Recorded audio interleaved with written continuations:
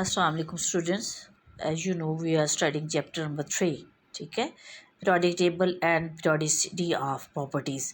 Periodic table क्या था बच्चे? Table of chemical elements arranged in order of increasing atomic numbers in horizontal rows and vertical column so that elements with similar properties were placed in the same vertical columns। ये हम chapter study कर रहे थे बच्चों, जो आज हमारा chapter ख़त्म हो गया है। अब आज हम इस चैप्टर की एक्सरसाइज करेंगे। ठीक है, पहले हम इसके एमसीक्यूज करते हैं।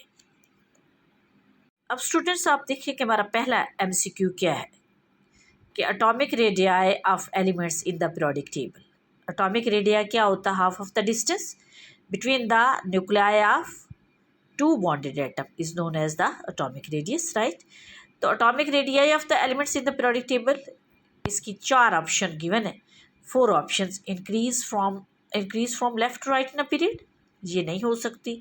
रीज़न क्या है? क्योंकि ये left to right atomic size क्या होता है? डिक्रीज होता है। Increase from top to bottom in a group, top to bottom क्या होता है? इंक्रीज होता है। यही ऑप्शन करेक्ट है।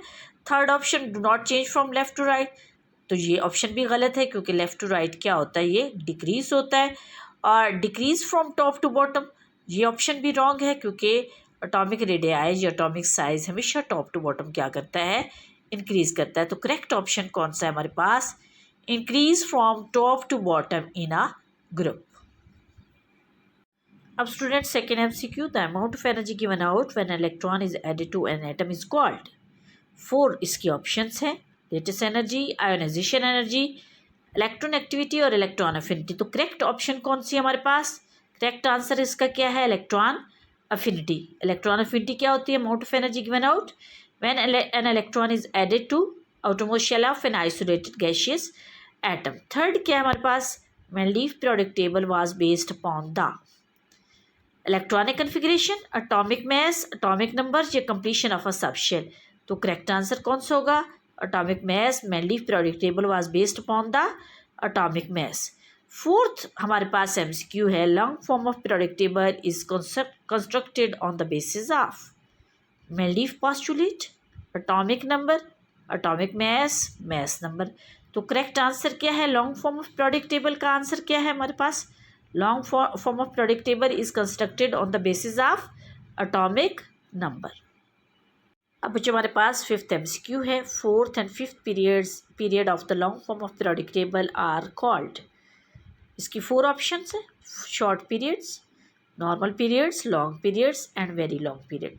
और आपको पता है फोर्थ और फिफ्थ पीरियड क्या होते हैं? Long period. इसका करेक्ट आंसर क्या है? Long period. 6 एमसीक्यू है, which one of the following halogen has lowest electron activity. कौन सा हेलोजन ऐसा है जिसकी इलेक्ट्रॉन एक्टिविटी सबसे कम है?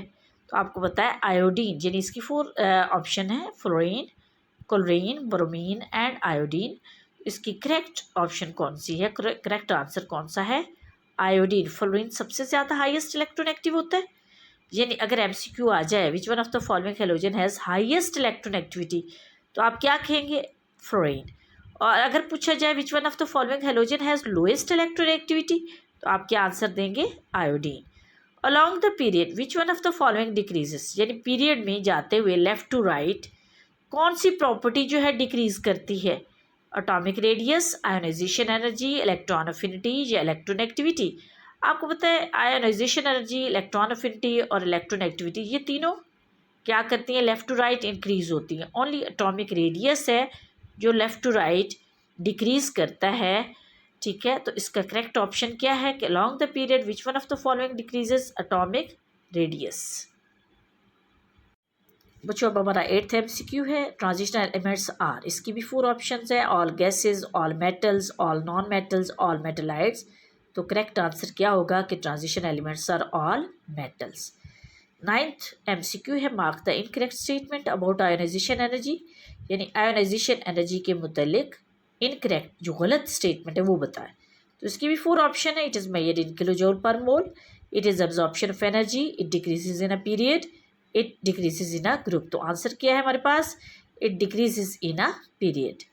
10th एमसीक्यू देखिए बच्चे, point out the incorrect statement about electron affinity, यानी इलेक्ट्रॉन अफिनिटी के मुतल्लिक जो है इनकरेक्ट स्टेटमेंट वो बताएं। इसकी भी 4 ऑप्शंस है। It is measured in kilojoule per mole, it involves release of energy, it decreases in a period, it decreases in a group. तो हमारे पास आंसर क्या हो गया हमारे पास इसका, it decreases in a period.